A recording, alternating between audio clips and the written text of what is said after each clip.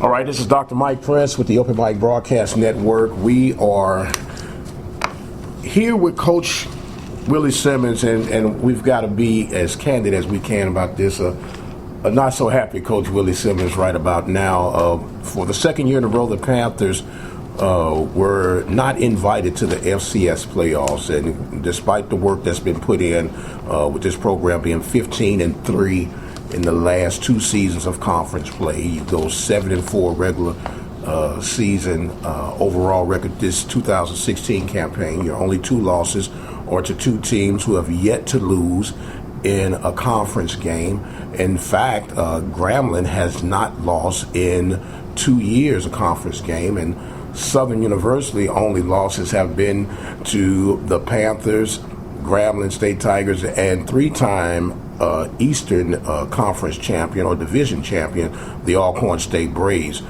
You lose to Texas A&M, and you play another FBS school, Rice University, and go toe-to-toe with them, end up losing 65-44.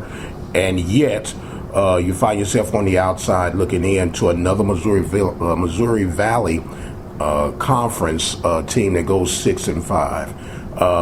Coach, I would say welcome, but we've done this long enough. Express yourself. Well, you pretty much summed it up, Mike. It's very disappointing. You coach the game, you coach these young men, and you try to be as honest and as candid with them as possible. And after the Grambling loss, we told our guys that we're still playing for a lot. We're playing for a conference championship. We needed help, of course, and we didn't get that help. Grambling has continued to win, and we were also playing for a potential playoff berth. Last year, we finished the year with 9 wins. Whether you count the Faith win or not, there's still 8. Led the offense, led the entire nation in scoring. Had one of the most dynamic players in the country, in Jonte Hebert, and sat there and watched the playoff committee select a 6-5 team out of the Missouri Valley Conference. And so, we were extremely disappointed last year, and we wondered, well, what is it? I guess word got back, whether it was legitimate word or not. Well, the Faith game hurt you guys. Your strength of schedule wasn't very good. So this year we came and we scheduled 2 FBS opponents, which not many FCS schools do, especially teams that play as many conference games as we play. You typically get a guaranteed game, and then you get maybe a winnable game. But we said, well, we'll play 2 FBSs this year with the hopes that the strength of schedule will work in our favor in the event that we don't represent the Western Division in the conference championship game, which ultimately we didn't. Sat there yesterday morning and watched the selection show, and of course, like always, we kind of do math leading up into the last couple of weeks, ifs and thens, as you look at different conferences and what teams are ranked and what the records are. And I kept saying to myself, I said, whoever wins the Central Arkansas Sam Houston game will get the automatic bid, be a top seed, and if we get in, we're playing that team. And of course, Sam Houston beat Central Arkansas, and I just kept saying we'll play Central Arkansas because they try to keep the regions pretty close to first round. So as we watched the show, Dwayne and I, of course, the one side of the bracket was already filled with those 8 teams that got the at-larges, and then the other side started going. And the last bracket, Central Arkansas, of course, pops up. I said, that's our spot. And lo and behold, the team that comes up is Illinois State, who's 6-5, 4-4 in their conference. And it's not just the fact that they're 4-4, but 2 of their losses are to teams with sub-500 records in that conference. And so for me, I'm just having a hard time wrapping my mind around the fact that for the second year in a row, a team that lost 5 games during the regular season, 4 games within their own conference in the regular season, is perceived to be better than a team that's lost 3 games in their conference in 2 years. Again, 2 of those losses are to a team that has not lost a FCS football game this year, and has not lost a conference game in 2 years. The other to a team that has not lost an FCS game this year and has not lost a conference game this year. And in the last couple of years, have only lost to us, Grambling, who has not lost, and then to Alcorn, who's the 2-time defending champ. So to me, it leads me to believe that there's just not a lot of respect for the level of football that we play in the SWAC. If you think that us losing to Grambling and Southern says that we're not a worthy football team, worthy enough to go into the playoffs and be one of the top 24 teams in the country, I just have a hard time wrapping my mind around that. And for the second year in a row, we've been snubbed. Again, I have nothing against Illinois State. I don't know anybody on Illinois State's team or coaching staff, administration. But again, I just need someone to explain to me how a 6-5 team deserves to be in the playoffs over a 7-4 team this year and an 8-2 team last year. And so again, it's disappointing. Can't say anything else about it. It's disappointing and frustrating. It shows we still have a long way to go as a program, but I think perceptually too, because again, I think it's a lack of respect for the SWAC conference and the teams that we have, the coaches that we have, the players that we have in this conference, and what we're all capable of doing. Again, I'd match either of those teams up against us, Southern or Grambling, and it'd be a ball game, and I like our chances in most of those contests. So, definitely needs to be addressed. I don't know if I'm the person to address it or who is, but I think there needs to be some answers from some powers that be as to what we as HBCUs need to do to be represented. Because again, I tipped my hat to North Carolina A&T.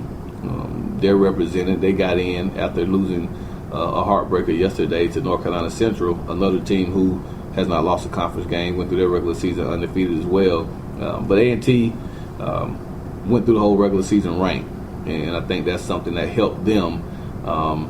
They started out ranked and they stayed ranked the entire season, whereas we never cracked the top 25. But again, I still think it's worth noting that we are an LCS conference. We waived our automatic bid for the simple fact that we do have the Bayou Classic this week and that we do play a championship game the week after. But it does not mean that we waive the right to represent this conference in the event that we have a worthy team. And I think for 2 years in a row, we've been a worthy team. And so for us not being able to represent the conference definitely is a frustrating time for me in this program. And something needs to be addressed and fixed. And hopefully we can get some answers and figure out what we as a conference and as member schools need to do moving forward. We're talking with Coach Willie Simmons of the Prairie View A&M University Panthers, receiving, or should I say not receiving, word of invitation to the FCF playoffs, which starts next week. Now, Coach, you said the powers that be may mention that the University of Faith game may have hurt you and the chances of getting the invite. And so you go out, you schedule 2 FBS schools, one nationally ranked representing the SEC, which is more than likely comes out as the most respected conference throughout all of college football from A to Z. Then you lose another FBS opponent. Do you think, just playing devil's advocate, that they'll say, well, because of the fact that Rice didn't have a productive season this year and their only win was against you guys, that's going to be the strike this year? I don't see how. I mean, Rice is beating they won 3 of the last 4 games. So, and throughout the year, they're a few points away from being a bowl eligible team and being a team that's competitive in their conference for the championship. So, again, you can look at Rice's record and say that they're not a good team. But if you look at Rice's body of work, you look at how they lost games, who they lost to, and the manner in which they lost. Again, they're a couple of ball bounces away from being on the other side of the spectrum instead of being 3-8. Or being maybe 8-3, and so we lost to 2 very good football teams at the FBS level, and so for us, again, I'm just as I move forward with my athletic director and scheduling, just trying to get some answers as to what we need to do. How do we schedule in a manner that warrants respect across the country? Is it playing FBS opponents that are respect me? Do we go schedule another Texas A&M and play them twice a year, another SEC team, or do we go play Conference USA schools? Mid-majors with the hopes that we beat one? Do we play FCS schools? Again, I don't have the answers to that. Again, it's my job as a head coach to put a schedule together that prepares our guys for conference play, because at the end of the day, the ultimate goal is to win the Southwestern Athletic Conference. That's what we ultimately want to do. So I have to definitely put a schedule together that allows my team to do that. we can't go play Power 5 schools 2-3 times a year. Again, my team will be beat up too much to compete in conference, and then we'll be sitting there looking for a playoff bid every year because we haven't won our conference. And so scheduling is a tricky thing, and that's in any conference. The SEC has the same dilemma. Do they go out and schedule 4 Power 5 non-conference games? Well, many of them don't. Many of them schedule maybe 1 or 2, and then the other 2 are guarantee games. Again, Texas A&M scheduled us because they needed a guaranteed game. They know they go through a grueling SEC schedule on the West, which is probably the toughest division in college football. And so do you go play another Power 5, or do you go play a team that you think you can probably beat? And that's what they did, and that's what many of them do. So for us, we're going to schedule games against Division II opponents from time to time, possibly NAIA teams from time to time. We'll definitely do our research to make sure the game counts. But again, I just don't think it's feasible to ask these young men to play an 11-game schedule against competition at their level and higher. Football is a collision sport. Our scholarship numbers aren't as big as the SEC schools and the schools in FBS. So we're asking a lot of walk-ons, a lot of guys to play a bunch of snaps, and you definitely run the risk of injury when you're playing that type of competition game in and game out. So again, we're just trying to find out moving forward what the strategy needs to be for schools like us, other schools in this conference, schools throughout the MEAC, who deserve a chance or feel like we deserve a chance to play postseason after we've done a good job in the regular season and maybe haven't represented our conference because of whatever other factor. The other team just played a little bit better, but we still feel like we deserve to continue to play. And so that's what we got to figure out. I'll have an extensive conversation with my athletic director, Ms. Ashley Robinson, and moving forward to figure out what we need to do. But again, typical in times like this to have a lot more questions than answers, and that's where we are. And hopefully we can get some answers. I think that's the biggest thing. Let's get some answers from people on the selection committee, the NCAA, maybe some people in those conferences, look at how they schedule and all those type of things, because again, it's definitely disappointing to our kids. Not so much for me. I'm okay, but to look at my team this morning and say, sorry guys, you won 15 games in conference in 2 years and it's still not enough.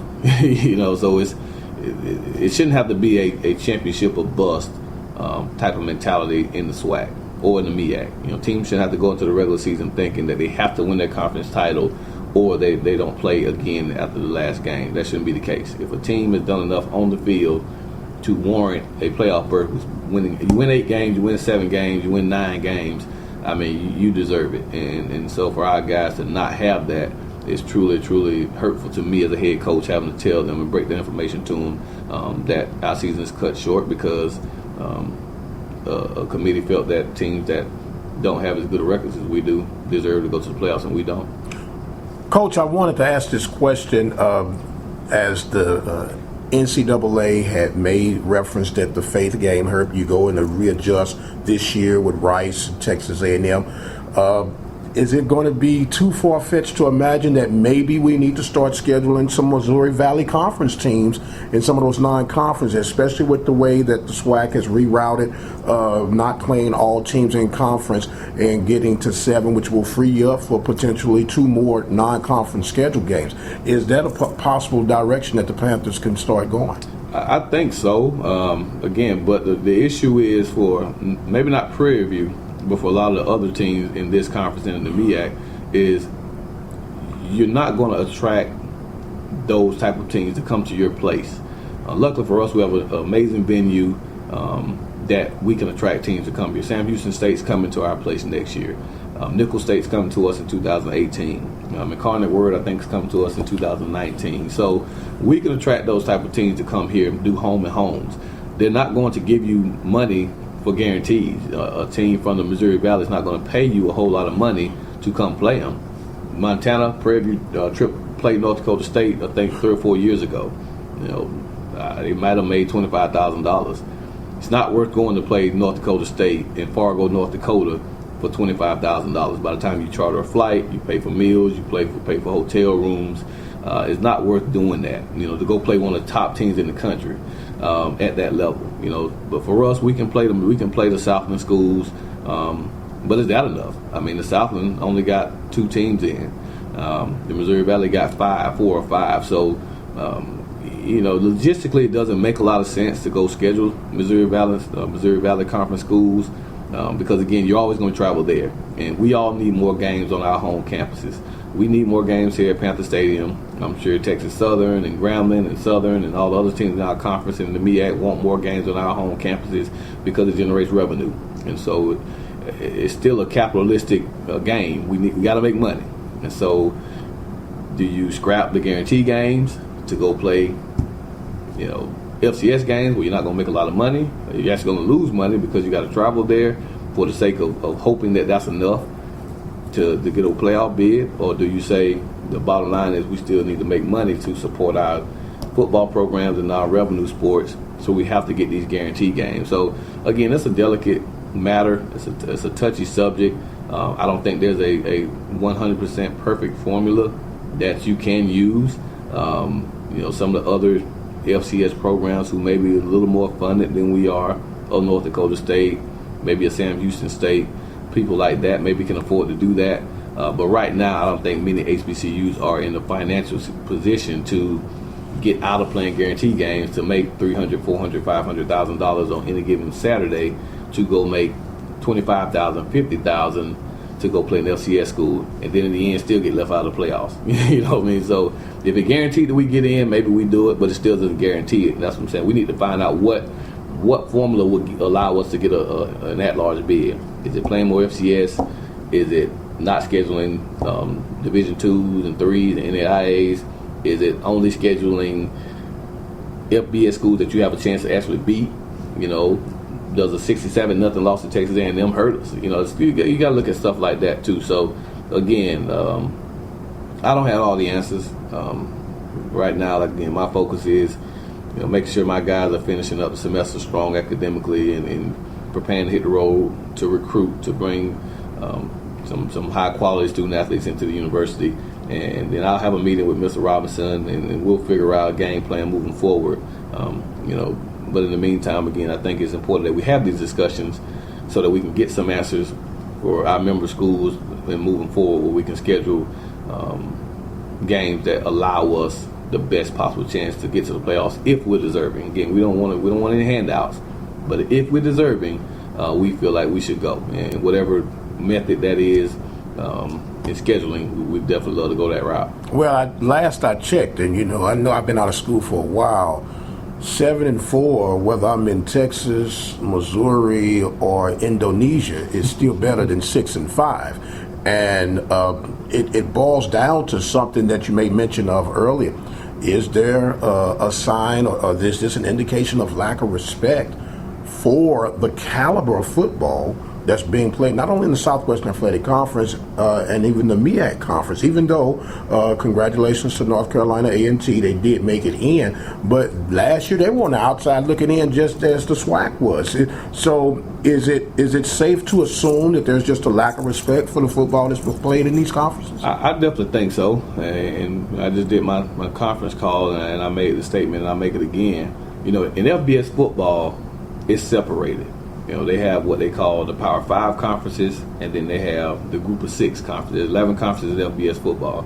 The ACC, the SEC, Big 10, Big 12, and Pac-12 are Power 5 conferences.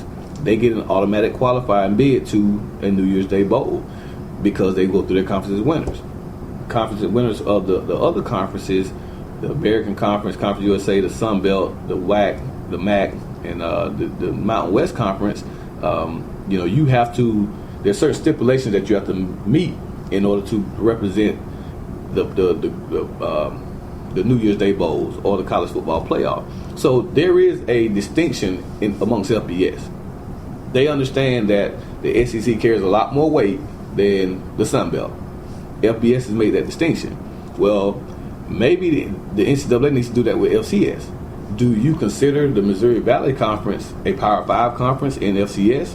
and the SWAC to be a mid-major conference, how do you distinguish which one has a high caliber of football? And I think that's something that needs to be discussed and needs to be defined, because again, if the number 2 team in the Sun Belt won't gripe and say they deserve to be in the college football playoff, because they understand we're in a mid-major conference.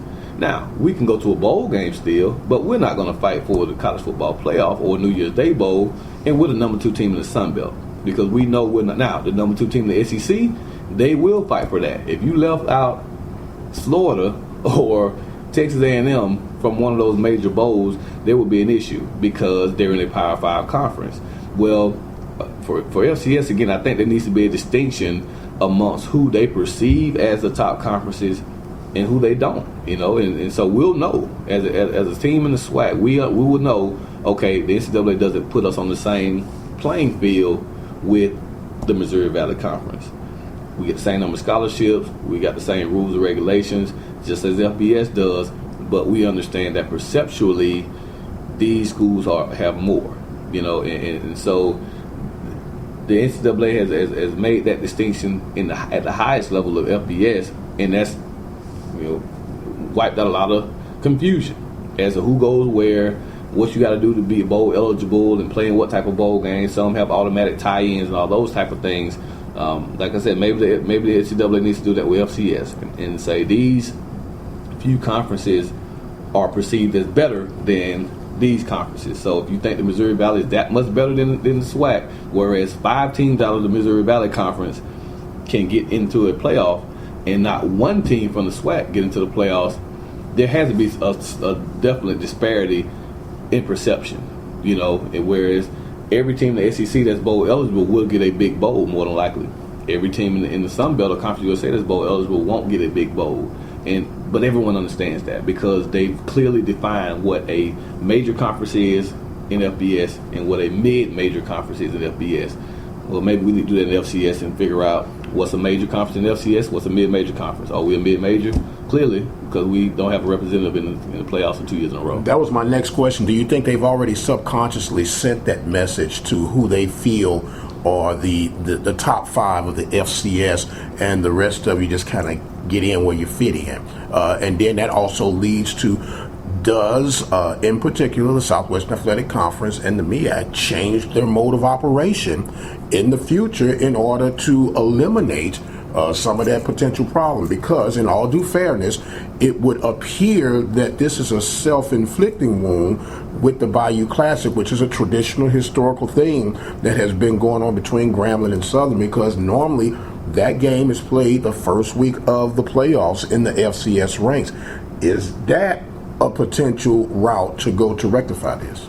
I think so. Again, you're right. A lot of it may be self-inflicted. The MEAC as well as the SWAC have both waived their automatic qualifying bid.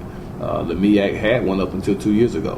When they decided to play in the Celebration Bowl, they waived it. The MEAC doesn't have a championship game.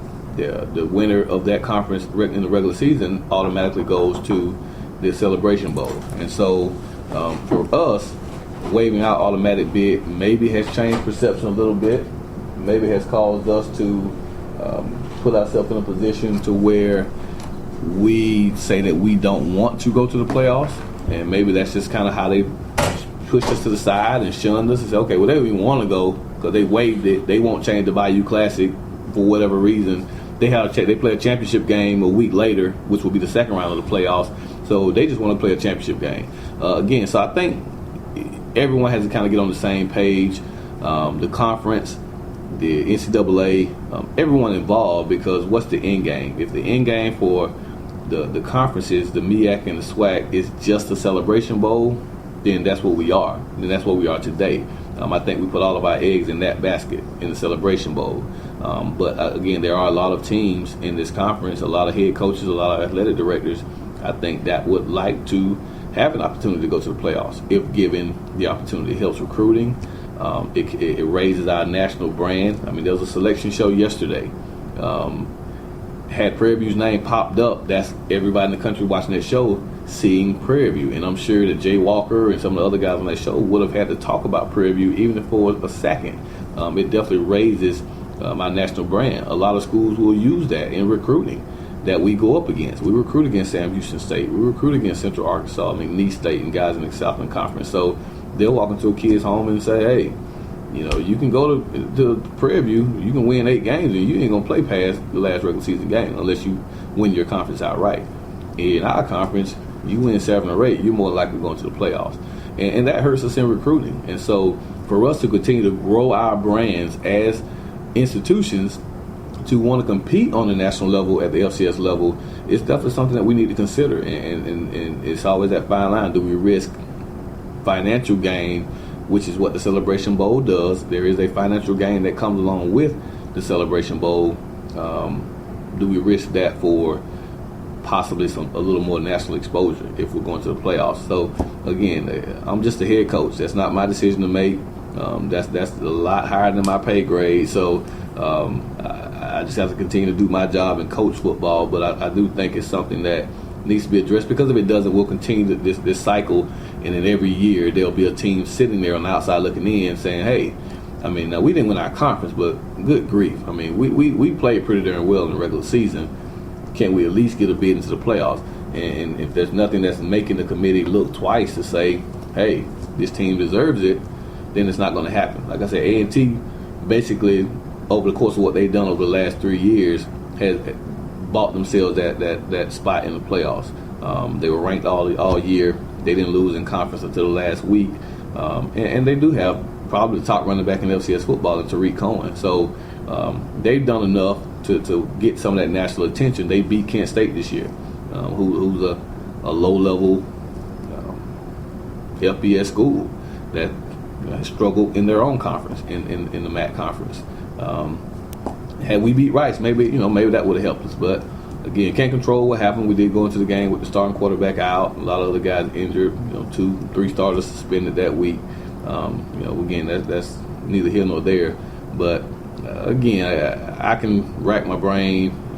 We can all do that to try to figure out the what else. But again, I do think that there needs to be a discussion moving forward about what's our end game in this conference, in the MEAC conference. What is our ultimate goal as a conference and as member schools? If that's to represent our conferences in the playoffs, to give ourselves a chance to go possibly play for a national championship, we have to rethink the way we do things. If that's just to have a financial gain, to be one of the only FCS schools in the country who actually play in a bowl game, which is what the Celebration Bowl is, and to have the financial gains and the notoriety of that, then again we'll stay with the same approach. But again, that's not for me to decide. That's for the powers that be to decide. But our decision moving forward will have to be based on that answer. Well, it's definitely a story to be continued, and something that must be continued, if you ask me, because if you don't stand up for yourself, no one else will, and it's got to start with someone. So I don't want to step beyond my boundary, but maybe we do need to dub you as the poster child for this movement. Coach Willie Simmons and the Panthers, another successful campaign, closed the season strong against Arkansas Pine Bluff. We'll start talking about a little bit something that will sweeten your taste buds, if you will. All cylinders clicking. You absolutely did have that complete game, scoring almost every which way but loose, winning 57-7. You get a 50-yard pick six by Arthur Lockett. Arthur Lockett even got a chance to remind folks that he was a running back when he first came here, got 4 touches for 10 yards, and I'm pretty sure he was on the sideline saying, Coach, I can still do this thing. You got to let me loose. That's right. And then you have another career high on the senior quarterback. Trey Green throws 5 touchdowns, 400 yards on what has no doubt it has been his last collegiate game putting on the purple and gold. That had to be an emotional ride. Cadell Hodge gets 3 touchdown receptions, another career high for him, and the Panthers could do no wrong on Saturday. Let's talk about that game and how the Panthers finished strong. You know what? It really was a special game to be a part of. With everything riding on the game and us knowing the pressure of having to go in and try to win the game, hoping for the playoff bid, being the last regular season game for the seniors, the long ride to Arkansas. There were a lot of things that played into last weekend, and it was just refreshing to see the team come out and play the way they did. We never disclosed it because we didn't want to have people game plan for it or guys take shots. Trey Green tore his ACL, against Alabama State. That's the reason Jalen Moore has been playing. I mean, Trey has his 4th ACL tear, and he's played through that. He went and played basically 2 whole football games with the torn ACL, and to come out and play the way he did was nothing short of inspiring. He's played the best game by far since he's been here. If it wasn't for 2 drops, he probably starts the game 20 for 20. He was on fire, making all the right decisions, throwing, just dropping dimes, deep balls, short routes, intermediate routes, screens, you name it. He was on the money. The receiving corps, for the first time all year, as a group, stepped up. Kadara Hodge, 100 plus yards receiving, 3 touchdowns, I think 5 catches. Darius Floyd, 6 catches, for I think 80-something yards. DeMarco Strap, 5 catches for 70-something yards and touchdowns. So, 3 guys really stepped up at receiver, which they were all capable of doing. We just never all did it in one game. Running wise, again, we didn't run it particularly great in the first half. We hardly ran it at all because Trey was, every run pass option we gave him, he was throwing it, and luckily he was completing them. But then we came out the second half and ran for 140-something yards in the second half. So again, it was a great offensive showing. I think we had our highest input of the year. Again, not for a couple drops. We score basically every possession that the starting unit was in. Defensively, they didn't score. We kept them out of the end zone. Willie Young's one of the top receivers in the SWAC. I think held him 3 catches for like 21 yards or something like that. Never got them in a rhythm, and again kept them out of the end zone. The only score they had was a kickoff return later in the game. Disappointing in that. Again, we definitely wanted to try to keep them off the board. But aside from the kickoff and then a couple of extra point mishaps we had with a miss and then a block because of a high snap, we played really, really well in all 3 phases. So I guess you would like to play your best ball at the end of the season. Ironically, we played it the last game of the season, so definitely proud of those guys. Really emotional game. Maybe not as emotional as it would have been had we known that was going to be our last game. We still had hope that we may possibly get a playoff bid. But again, I'm so proud of those guys. They fought all year. The amount of injuries that we battled, you look at it. Trey Green, our trainer believes he actually partially tore it, maybe the Alabama A&M game, which was the 3rd game of the season. So you take that into consideration. He played basically, 3/4 of his senior season with the partially torn ACL, the last half with the completely torn ACL, his 4th one. Kadara Hodge, our leading receiver, gets a ankle sprain the 3rd game against Alabama A&M, and he's hindered by that the entire season. Jalen Coleman gets our top linebacker, gets a ankle sprain the very first game in the first half against Texas Southern. He's out for most of the season. Stephen Guillory, his backup, broke his hand in practice. He's out. Sean Pierce, a starting right tackle, gets shut down after game 3 because of a nagging Achilles foot injury that he's battled last couple of years. So he's out. Cleveland Sims locks up the Rice game in pregame. Back just completely locks up it. He can't even play the game. And so just the adversity that we face all year long, on the field, off the field, again, it is nothing short of amazing what these guys were able to accomplish.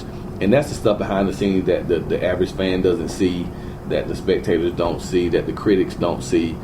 These guys are battlers. They battle, they fight, they endure, and people saw them compete on the field, saw them come back against Texas Southern, saw them come back against Alabama State, saw them come back against Alcorn.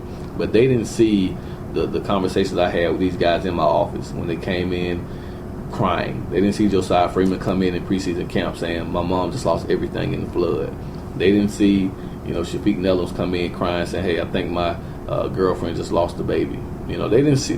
People don't see those things that as a head coach I have to endure with 18 to 22-year-old men, 100 of them, and they have so many issues. And one of my players texted me last night. Had to go home to Dallas. His daughter's mother had to be rushed to the hospital. Another kid, had to go home last week. His mom had to be rushed to the hospital. So again, the list goes on and on of the stuff that these guys go through, and that's why it's rewarding to see them go on that field every day and give their all, to go in the classroom every day and try to be the best that they can be, and again, just to see their dreams and goals come true when they're the minority, not because of the color of their skin, but because of where they are. To be a young black man, or even a Hispanic guy, even sometimes a white guy coming from where they come from, to be in college and be on course to graduate, that's the minority. The statistics say for us, at least, that we'd be in prison, or they'll be in prison by now. So for those guys to change stereotypes, for those guys to overcome everything that they've overcome, it's truly rewarding for me as a head coach. And again, to see those guys go out the way they did and the way they played, it definitely makes everything we do worthwhile. I'm looking forward to sending those seniors off the right way, seeing the rest of the guys come back and get ready to go to work, because we realize we're right there. We're right at the cusp of being a dominant football team, and we have to just continue to press forward and continue to stay the course and believe in what we're doing. And I do. I believe in our kids. I believe in our administration. I believe in our university. I believe in Prairie View, and I know that we're going to get it where we want it to be, which is a perennial power, like a North Dakota State, like a Sam Houston State, like some of those teams that year in and year out are competing at the highest level.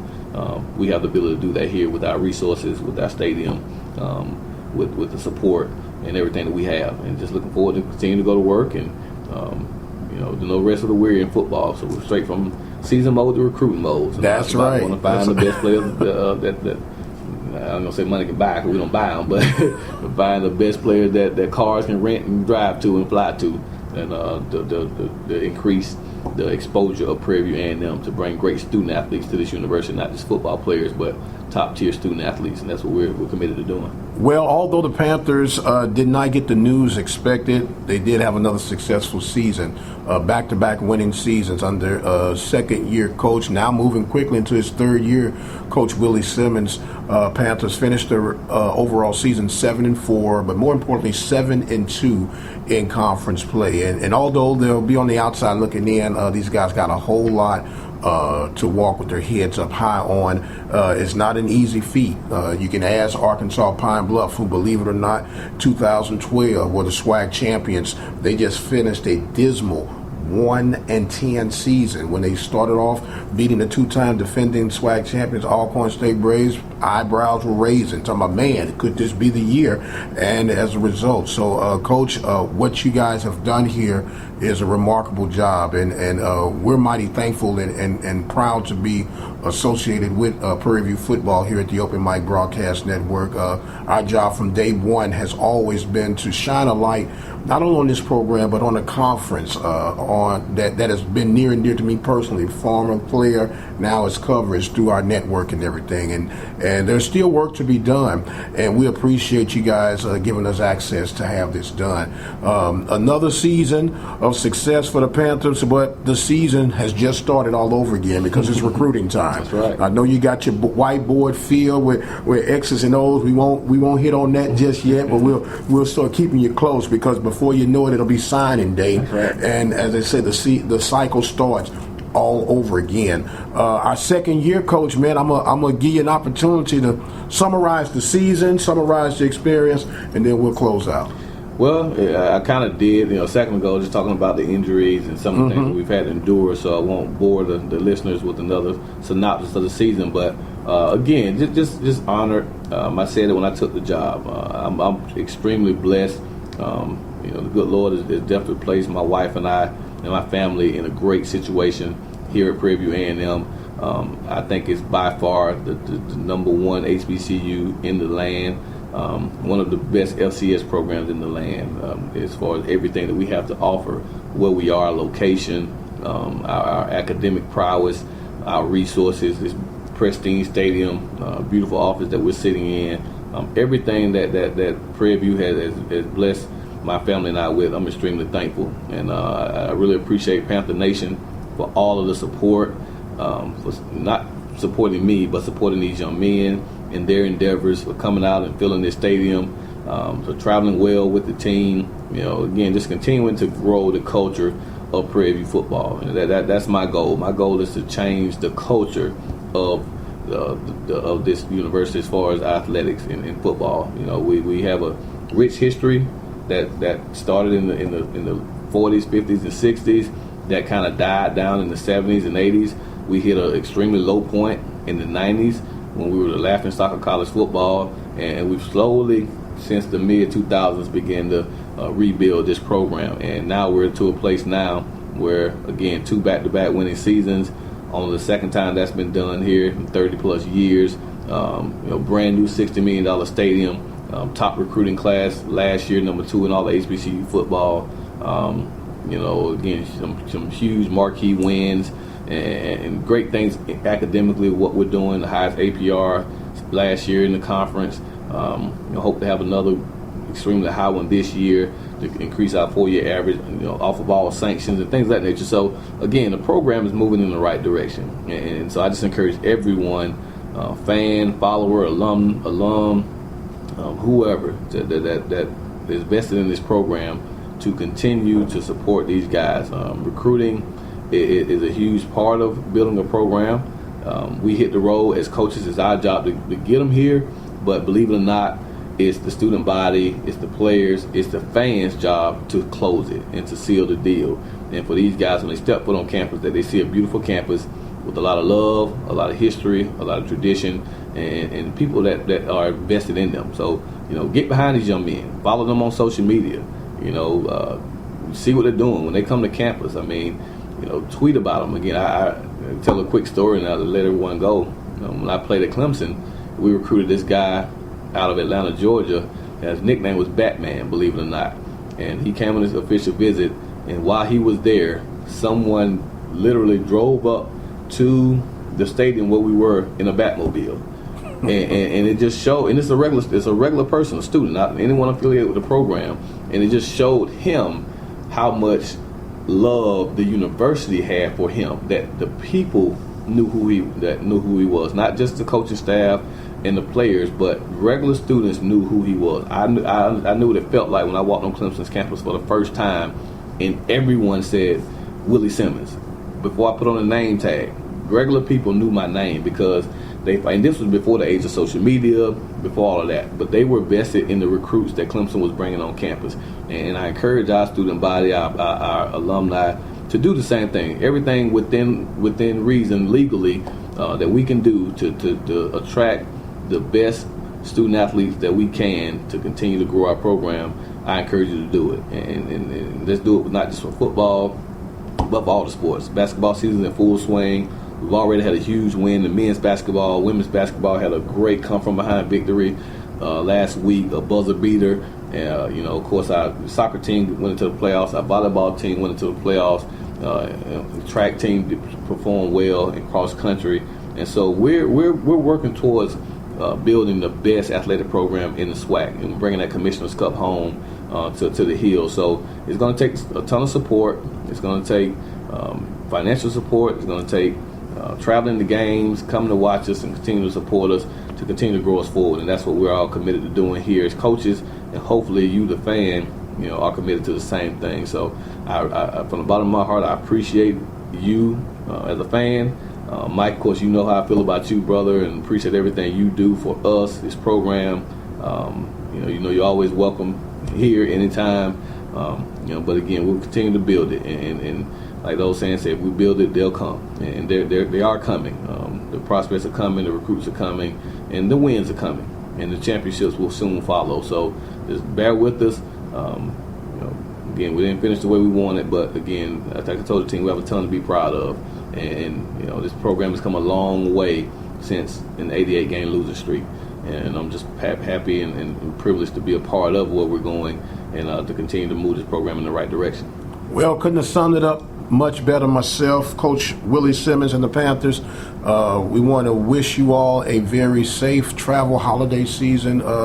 I guess you can let the belt loose a little bit and gorge out a little bit now that the season is officially. I gained 8 pounds since the season started. I gotta cut back. Well, he'll be cutting back. I don't say I will, but to those that are listening, thank you all so much. Don't forget, basketball season is in full effect. In fact, you can listen to non-conference basketball exclusively on the Open Mic Broadcast Network and much, much more. Baseball season right around the corner, and the hits just keep on coming. We want to thank you all for joining us on today. Wishing you all a very happy Thanksgiving. Until the next time, be blessed, and we'll see you on the other side.